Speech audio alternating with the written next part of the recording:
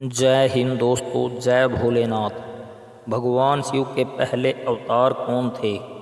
दोस्तों, अगर आप चैनल पर नए हैं तो मेहरबानी करके चैनल को सब्सक्राइब कर लीजिए, बेल दबाइए और उसके बाद ऑल का ऑप्शन आएगा, उसे क्लिक करें ताकि हमारी नई वीडियो आप तक सबसे पहले पहुंचे। भगवान शिव का प्रथम अवतार वीरभद्र था। वीरभद्र का जन्म महादेव की जटा से हुआ था। यह कथा शुरू होती है प्रजापति दक्ष के महायज्ञ से। प्रजापति दक्ष ब्रह्मा जी के मानस पुत्र थे। वे भगवान शिव के ससुर थे। दक्ष की पुत्री सती ने भगवान शिव की भक्ति करके उसे वर के रूप में मांग लिया था, लेकिन प्रजापति दक्ष नहीं चाहते थे कि उनकी पुत्री का विवाह शिव से हो। वे शिव को भगवान नहीं मानते थे। वे उन्हें कैलाश पर रहने वाला नंग धड़ंग बाबा मानते थे। दक्ष कहते थे, शिव के पास न तो रहने का ठिकाना है न खाने का ठिकाना है। शमशान में रहने वाले उस भूत बाबा को कौन अपनी पुत्री देगा? लेकिन अपनी पुत्री सती के आगे प्रजापति दक्ष को झुकना पड़ा और सती का विवाह शिव के साथ हो गया। विवाह के बाद सती शिव के साथ कैलाश चली गई, लेकिन दक्ष ने इसे अपना अपमान समझा और वे शिव से नफरत करने लगे। कई वर्ष बीत गए। फिर एक दिन प्रजापति दक्ष ने एक महायज्ञ का आयोजन करवाया। इस यज्ञ में दक्ष ने ऋषियों, महर्षियों, ब्राह्मणों, प्रजाजनों और ब्रह्मा जी तथा श्री हरि विष्णु जी को आमंत्रित किया, लेकिन देवी सती व भगवान भोलेनाथ को नहीं बुलाया। एक दिन देव ऋषि नारद ने सती और भोलेनाथ को इस महायज्ञ का समाचार सुनाया। देवी सती बोली, प्राणनाथ, हमें यज्ञ में जाना चाहिए। तो भगवान शिव ने कहा, बिना बुलाए किसी आयोजन में नहीं जाना चाहिए, इससे अपमान के भागी बनते हैं।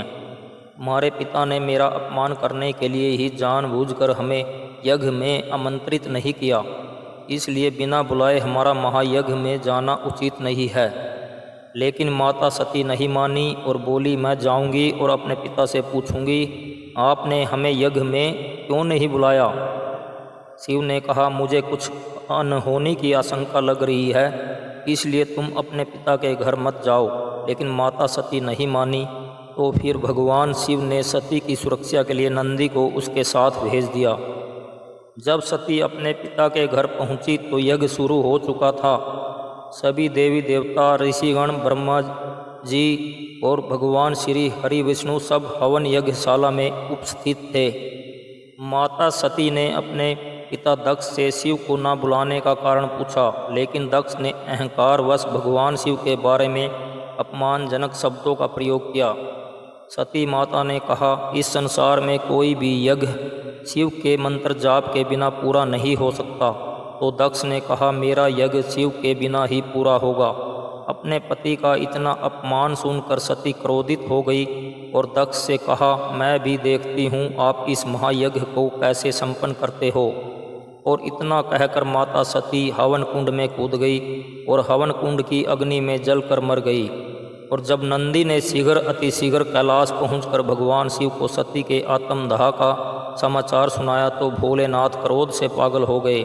क्रोधवश भगवान शिव ने अपने सिर के बालों से एक जटा उखाड़ी और उसे पर्वत पर पटक दिया। इस जटा से तुरंत वीरभद्र का जन्म हुआ।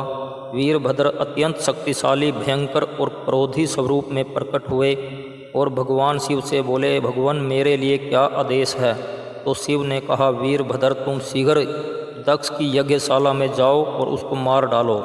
वीरभद्र शीघ्र ही दक्ष के राज्य में पहुंच गए और उसने दक्ष की सेना का सर्वनाश कर डाला। जो भी सामने आया उसे मार डाला। सभी देवता, ऋषि, प्रजाजन, ब्राह्मण सब इधर उधर भागने लगे। वीरभद्र को रोकने के लिए भगवान श्री हरि विष्णु ने अपना चक्र छोड़ा, लेकिन वीरभद्र ने चक्र को निगल लिया। और फिर जब दक्ष की रक्षा के लिए भृगु ऋषि सामने आए तो वीरभद्र ने उसकी दाढ़ी तथा मूछें उखाड़ डाली और उसे दूर फेंक दिया। और फिर त्रिशूल से प्रजापति दक्ष का सिर धड़ से अलग कर दिया। इसी समय ब्रह्मा जी और श्री हरि विष्णु कैलाश पहुँचे और भोलेनाथ से वीरभद्र को शांत करने को कहा।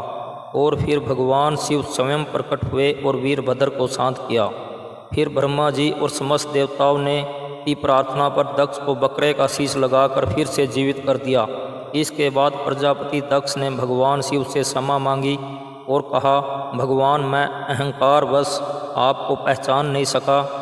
इसके बाद भगवान शिव जली हुई सती के शरीर को अपने हाथों में उठाकर वहां से चले गए। तो ये थी भगवान शिव के प्रथम अवतार की कहानी। धन्यवाद।